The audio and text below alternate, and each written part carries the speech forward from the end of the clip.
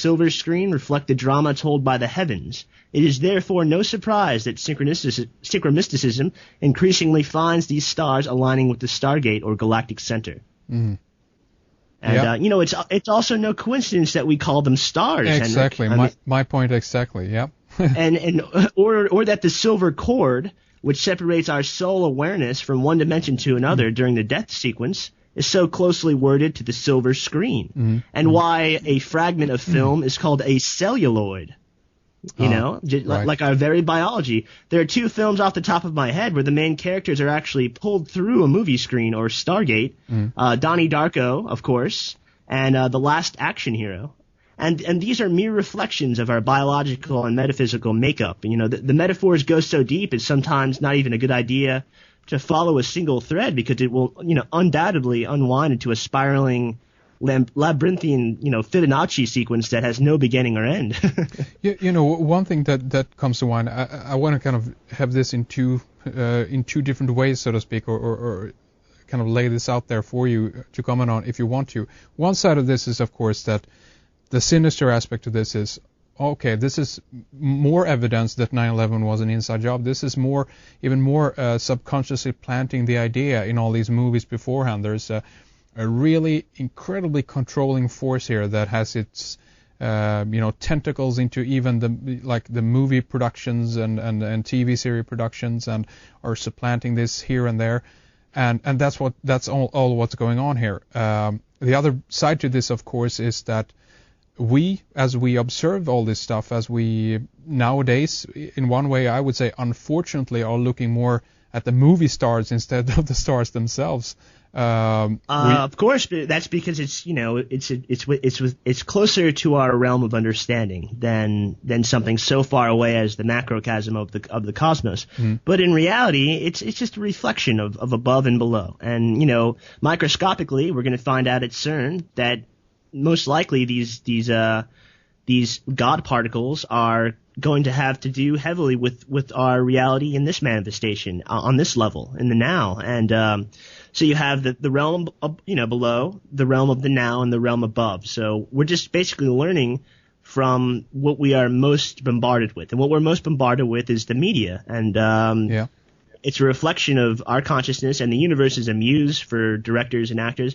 And a lot of people ask me if these things are done on purpose, and if the actors are consciously aware. Like, people like Keanu Reeves, do they know that they've played so many roles? Like he's also playing in the film The Day the Earth Stood Still, which is about another alien invasion of the Earth, and the tagline is basically, if you die, the Earth survives. If you survive, the Earth dies, or something like that. And there's a gigantic orb that surfaces out of the Atlantic. It's a gigantic alien spacecraft shaped like a sphere.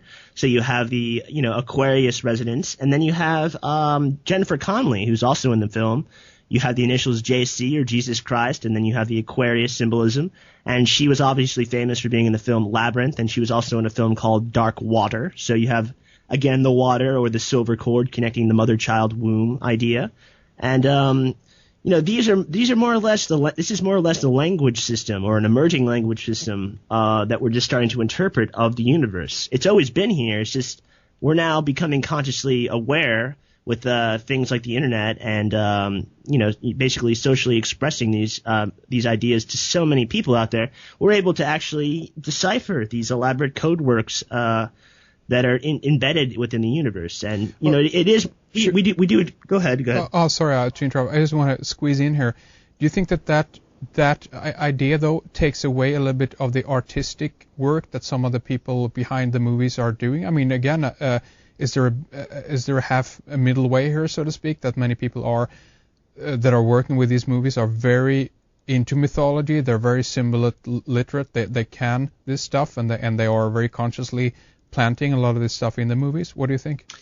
I think that certain movies are deliberate in the way that they implant ideas. Things like the Da Vinci Code or National Treasure, where there's blatant Masonic over and undertones, and the release dates are coincided with solstices, and I think those are deliberate. I mean, those without a doubt are deliberate. But I and many of my fellow researchers find the most fascinating syncs are the ones that are not created with the human hand, are just sort of random acts of the universe that we happen to stumble upon. Sure. And again, I've told you before in interviews in the past that anything, if you look at a system long enough, patterns will arise. It's the syntax or meaning or personal significance or social significance, meaning if 1,000 people glean the same things from a certain coincidence, it means a lot more than, just some kind of random thing you think you might have made up just for entertainment. So I try to talk about the coincidences that thousands of people are talking about instead of just things that I find interesting myself. Therefore, it's a reflection of the collective will, and it's it's basically what is reflected with our mind, our thought forms, and what is seen on the silver screen. I don't think that it takes away from the art form of motion pictures or actors or directors and the talent in that way. I view it more of they use it as their muse to create wonderful pieces of art. Right. And maybe they do. Sometimes it's subconscious and they don't deliberately know where it's coming from. But that's the beautiful thing. When I'm making my videos, I zone out to a point where I don't even know what I'm doing sometimes. Like I literally will be, collaging and montaging things, and I'm using some kind of sequence of my brain that is on autopilot. And then I go back and look at it, and I'm like, oh my God, this is like I'm piecing together pieces of a dream here that I've had, or that's where the intuition or subconscious spiritual link to art comes in, and that's where in my opinion, that's where all wonderful art and masterpieces come from. Exactly, I think you're absolutely right there. Again, working with the muse, as it were, this is more like a download. I think everyone who's into playing music, who's painting, who is even dancing or something like that, a creative expression of some kind, would probably agree with that idea that being in spirit, so to speak, or being inspired, in inspiration, having that being in contact with the muse, if you will, that's a very kind of unconscious experience in a way. You're disconnected from yourself in one way. But you're connected with your higher self in a much more profound way, and I think that this could be actually very much the way that messages, so to speak, from the above realm, from the divine, what have you, actually reach down into our level, down into our world.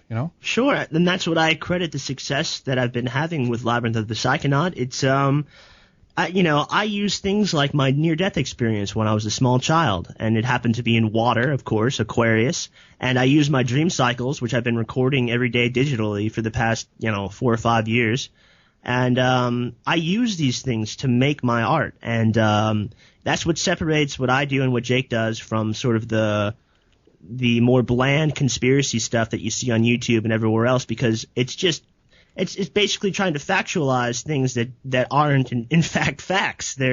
It's an art form. It's a montage of intuition, of things that are just beyond the cusp of human comprehension. And a lot of times people aren't comfortable if it doesn't fit into a certain prescribed box for them. But it's obviously gaining momentum at such an incredible rate. I mean, I don't have as many hits as kittens on a treadmill or a sneezing panda, but or Afro Ninja.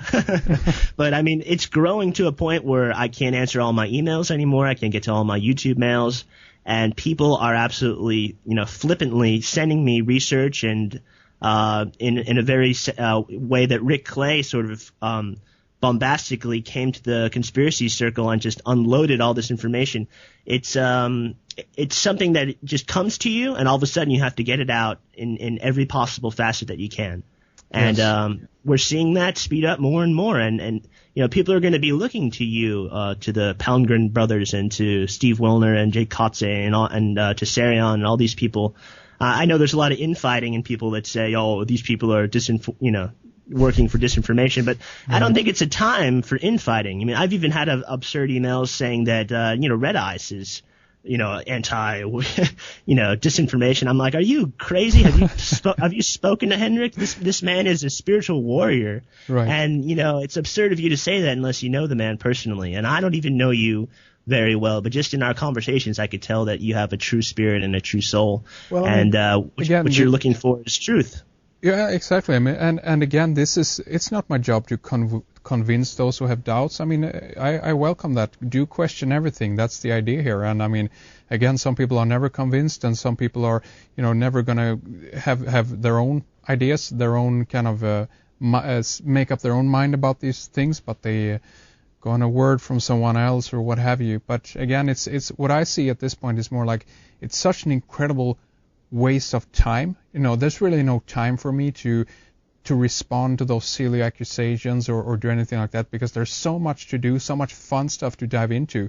And, exactly. And again, it doesn't matter because these people are so, in on, their little branch anyway. So I mean, let's just state it in unison then, Henrik. No more infighting. Let's do this together, brothers. If someone's spreading disinformation, how does that really affect you personally? If you're an intelligent person, you can differentiate between what's true and what's not by using your intuition. So well, exactly. And even so, I mean, I was thinking about this yesterday.